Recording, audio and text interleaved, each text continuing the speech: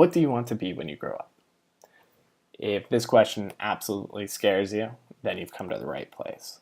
Whether you're a high school student or a mid-career changer, these activities will allow you to begin your exploration and hopefully identify a path to pursue.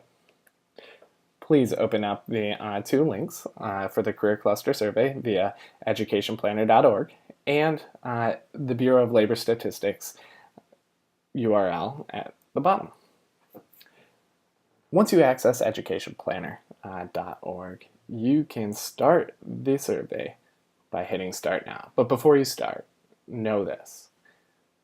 You're going to receive 4 prompts, and when you receive these 4 prompts, you need to really actively think about your choices. Do these options sound like you? Do they kind of sound like you, or do they not sound like you at all?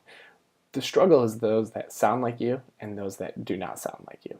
For example, let's hit Start Now. I am. All right, I am compassionate. That's kind of sounds like me, but it's not quite me. So I shouldn't click on it. I am creative. Absolutely I am. I am curious. Yes, that's me. And then go through the rest of the options and click the apple. I like to. Don't think of this as I like to. Think of this as I love to.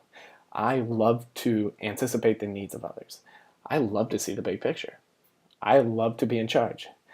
I'm not a tyrant, but I do like being the leader. Again, I'm going to go through all of the options and click on the apple in the corner. I am good at.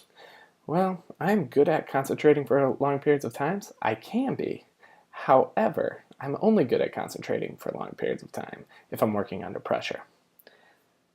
And then one more question. My best subjects in school are. So if you are that mid-career changer that we talked about, think about what you would excel in or what you did excel in your last job as it relates to business, communications, computer technology. Those are the things that I really excel in. Once you've gone through this list, click on the apple and you are going to receive your career cluster. There are 16 different clusters. However, your results are only going to show you 5. And while these 5 come up this time, I challenge you to, without creating a cheat sheet, answer each of these. I challenge you to answer each of these prompts in the exact same way a second time. You won't. It changes based on your mood, based on the day. So my suggestion is to do this activity multiple times. For me, the 3 most common career clusters are marketing, sales, and service, education and training, and hospitality and tourism. So this is great, but what do I do with this information? I asked you to open up the Bureau of Labor Statistics URL at the beginning of this exercise, and it is right here. So I'm going to look down here where it says BLS Career Info by Cluster. I'm going to scroll down to Marketing and select Marketing. Now on the Marketing page, I can look at this graph to check out growth in the future, or I can look here and look at sales occupations and management occupations. For me, I want to explore management occupations today. When I select management occupations, I get a couple results. One, I can see different occupations. I can see different job summaries. I can see what the education level is, and most important, what the pay is. So my eye immediately is drawn to $130,000, the highest one on this list. Architectural and engineering manager. My background is not in architecture, nor is it in engineering, so I should probably rule this one out for me.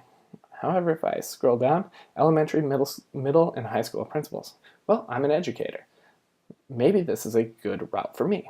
Do I have a master's degree? Not yet, but I'm working on one. The pay looks decent to me, so maybe I want to learn more about becoming a principal. So that's what's next. A little bit of soul searching, as I reflected upon in the last slide. Do I have the correct education? No, I'm not an engineer. No, I'm not an architect. probably unreasonable for me to go back and dedicate 4 years of my life to gaining that experience. However, I do have education as an educator. So do I have the appropriate experience? Yeah, I think so. I'm working on my master's, so I need to finish that, but then I can start working into becoming an assistant principal. Start looking for, well, I should start looking for jobs on LinkedIn or Indeed. For those of you who know about education, there's different websites. Or I can start looking at schools. Maybe I want to get a degree that is focused on becoming a high school administrator. I can look at US News to see which schools really excel in this area. Or I can look at online courses. Maybe I want to go into ed technology, and I can go to edX or Coursera and really learn how to program. Thank you for exploring career clusters with me today. Best of luck on your career search.